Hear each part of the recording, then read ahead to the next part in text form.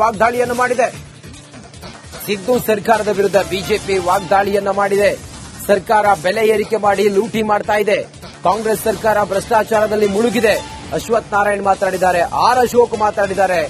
ಈ ಸರ್ಕಾರ ಭ್ರಷ್ಟ ಸರ್ಕಾರ, ಅವರದ್ದೇ ಪಾರ್ಟಿಯ ಶಾಸಕರು ಹೇಳ್ತಾ ಇದ್ದಾರೆ ಅನ್ನೋದನ್ನ ಹೇಳಿ ಸರ್ಕಾರದ ವಿರುದ್ಧ ಕಿಡಿಕಾರಿದ್ದಾರೆ ಬಿಜೆಪಿ ನಾಯಕರು.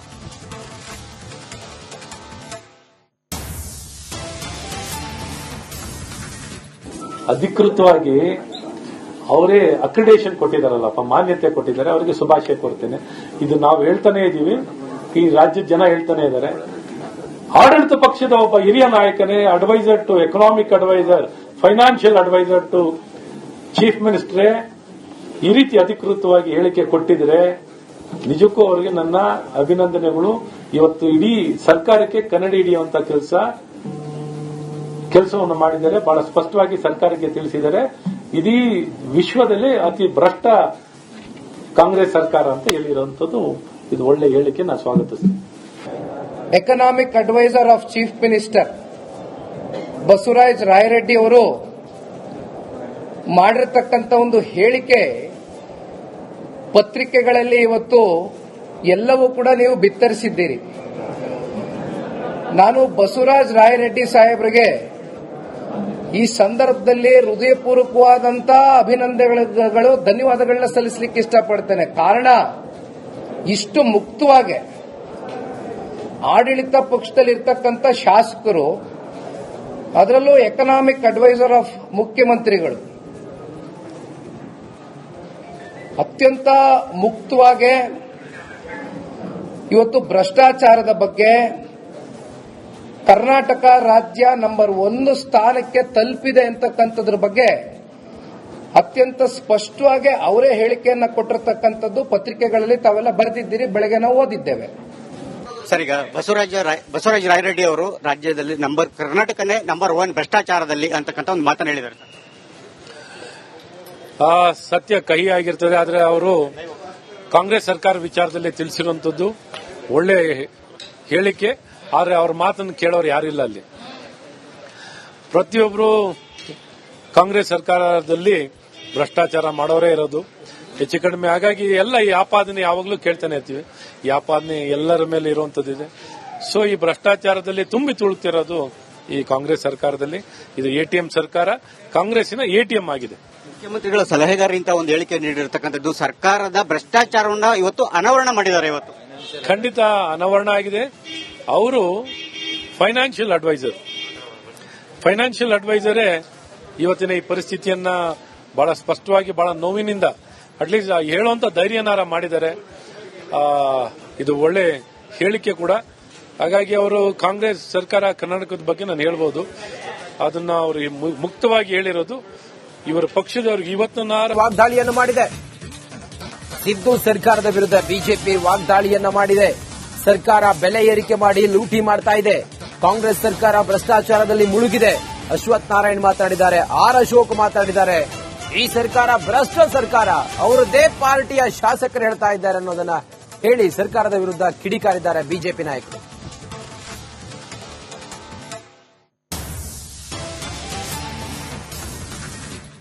ಅಧಿಕೃತವಾಗಿ ಅವರೇ ಅಕ್ರಿಡೇಷನ್ ಕೊಟ್ಟಿದ್ದಾರಲ್ಲಪ್ಪ, ಮಾನ್ಯತೆ ಕೊಟ್ಟಿದ್ದಾರೆ, ಅವರಿಗೆ ಶುಭಾಶಯ ಕೊಡ್ತೇನೆ.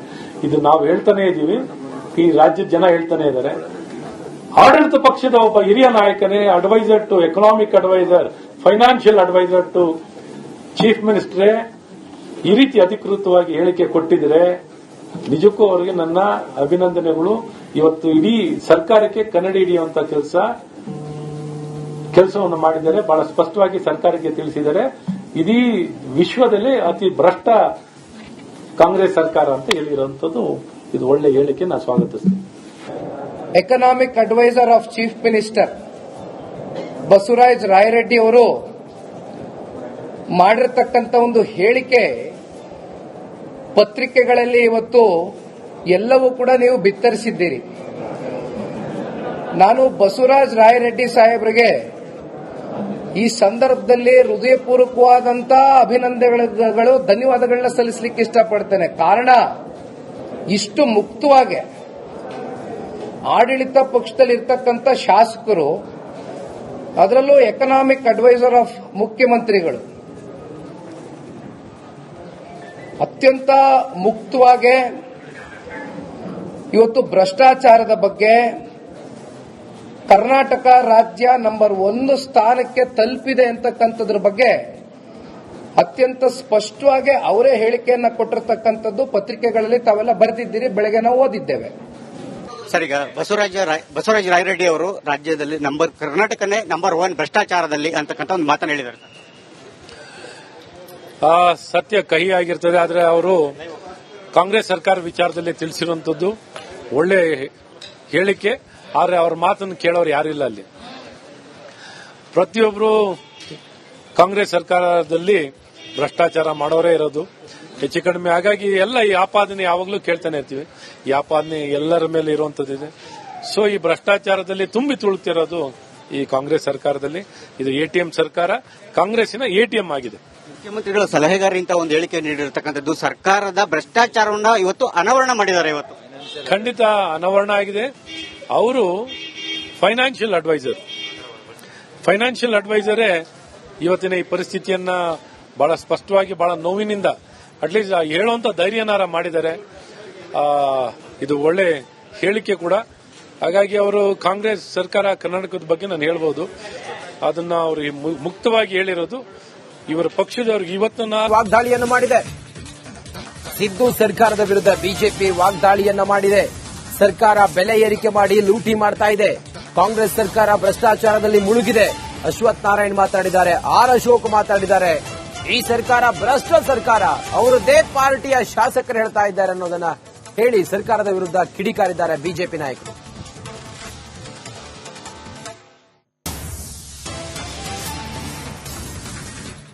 ಅಧಿಕೃತವಾಗಿ ಅವರೇ ಅಕ್ರಿಡೇಷನ್ ಕೊಟ್ಟಿದ್ದಾರಲ್ಲಪ್ಪ, ಮಾನ್ಯತೆ ಕೊಟ್ಟಿದ್ದಾರೆ. ಅವರಿಗೆ ಶುಭಾಶಯ ಕೊಡ್ತೇನೆ. ಇದು ನಾವು ಹೇಳ್ತಾನೆ ಇದೀವಿ, ಈ ರಾಜ್ಯದ ಜನ ಹೇಳ್ತಾನೆ ಇದ್ದಾರೆ. ಆಡಳಿತ ಪಕ್ಷದ ಒಬ್ಬ ಹಿರಿಯ ನಾಯಕನೇ adviser to economic adviser, financial adviser to chief ಮಿನಿಸ್ಟರೇ ಈ ರೀತಿ ಅಧಿಕೃತವಾಗಿ ಹೇಳಿಕೆ ಕೊಟ್ಟಿದ್ರೆ ನಿಜಕ್ಕೂ ಅವರಿಗೆ ನನ್ನ ಅಭಿನಂದನೆಗಳು. ಇವತ್ತು ಇಡೀ ಸರ್ಕಾರಕ್ಕೆ ಕನ್ನಡಿ ಹಿಡಿಯುವಂತ